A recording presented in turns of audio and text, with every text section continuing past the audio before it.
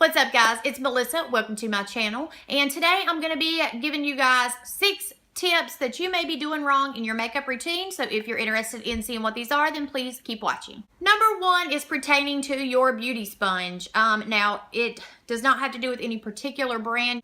You do want to be sure that you have a sponge that is soft. You don't want to buy like a knockoff sponge that's like hard as a rock, because those don't work very well. One thing that I'm seeing happening with the sponges is that people are taking their product, dotting it on their face, or either dipping their hand in it, and then they are rubbing it with the beauty blender. They are rubbing it back and forth like this. And this is not really what your sponge is made for. If you're a person that wants to swirl and rub your foundation around, that's completely fine, but you will want to use a brush or your hands to do so, because the sponge is actually for bouncing and pressing the product into the skin. So you will just want to bounce it and press kind of firmly, and it will blend right into your skin. Now, of course, you're going to have to do a little bit of buffing around the edges to get everything to blend smoothly, but not wiping it all over the face. Number 2 is what a setting spray actually does. I think there are like huge misconceptions when it comes to what setting sprays actually came out for. Some people seem to think it is a miracle glue that holds your foundation in place for like 25 days, and it is not. What a setting spray is used mostly for is for blending products together. So once you have put on your liquid products like your foundation, then you go in with your powder bronzer, your powder blush, your powder highlight, and then you spray your face. Not actually to like glue it on, as much as the actual mist kind of melts that powder product into the liquid so that you have a flawless finish and it doesn't look like you have tons of cakey powder all over your face. Now, there are some high-end setting sprays that do actually make your foundation last a bit longer, but for the most part, you're just kind of melting your products together and giving yourself a beautiful finish. Number 3 is also kind of pertaining to the sponge and to the mist. After you've mist your face, you can actually take your dampened sponge and bounce over your face with the setting spray on there, and that will kind of lock it in just a little extra.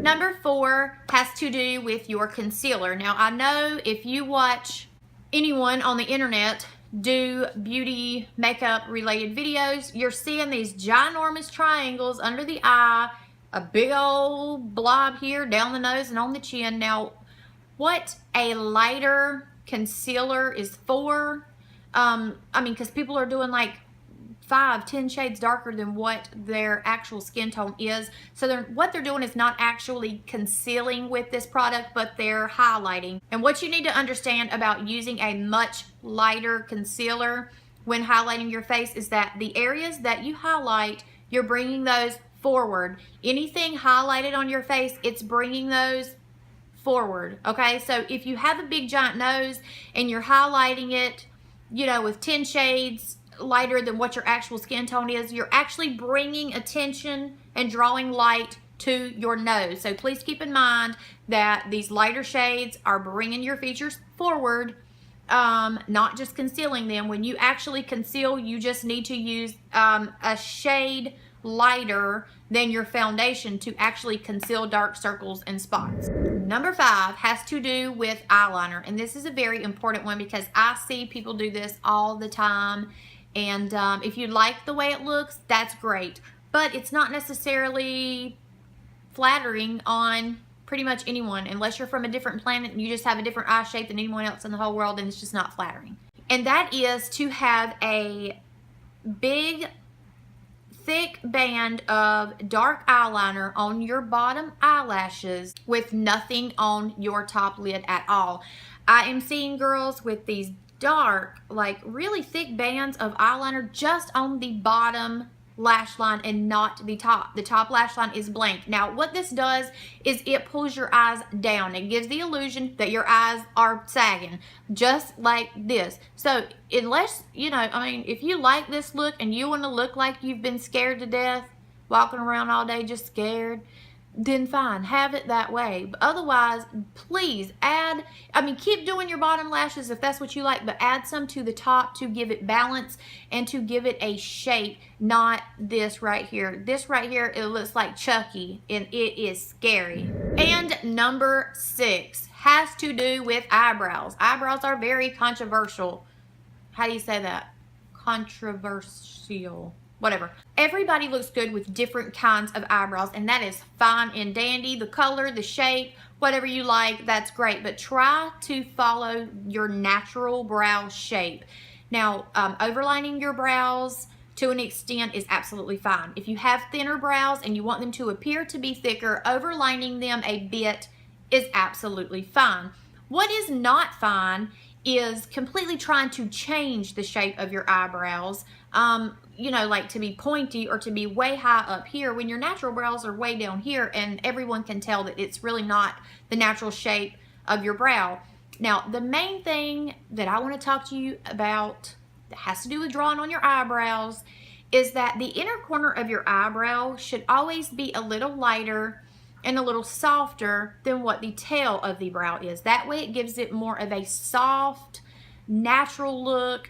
You don't look super angry. I see girls all the time who draw a complete square. Dark in the inner corner from here all the way down. It just literally looks like wall paint that they're painting their eyebrows with, and it just looks so harsh. And I'm just thinking, oh my gosh, I bet they are so super pretty, but their eyebrows are so dark, it's making them look mean. So I'm going to give you an example right now so you can see what these brows look like that I'm talking about. Okay, here you have it. Let me zoom in a little bit so you can see these brows. Do you see what I mean? They're exactly the same color here as they are on the outside. They are completely boxed in. How you like them? Don't I look a little harsh? Don't I look kind of mean? I think it looks like a freaking Angry Bird. But, if that's what you like, that's great. But it is just super, super harsh. And when I see girls out in public like this, it's just a shame, because I know how pretty they actually are, but somebody, please, if you're their friend, tell them, say, girl, your brows are too much. And not only that, but I didn't realize, because I don't do my eyebrows like this, how much freaking product you're actually using every single time you do your eyebrows. Holy crap. I had to twist my pencil up 3 times to get all this going on in here. So, alright guys, thank you so much for watching this video. I hope you learned something. I hope I did not offend anyone. If you like to do your makeup in swirls with your sponge, if you like big, thick, boxed in Angry Bird eyebrows, then keep doing it. If it makes you happy, you think it looks good, please do keep doing it. I'm not here to kill anyone's happiness. I'm just trying to help y'all out a little bit. Please don't forget to subscribe before you leave, and I will see you guys in my next video.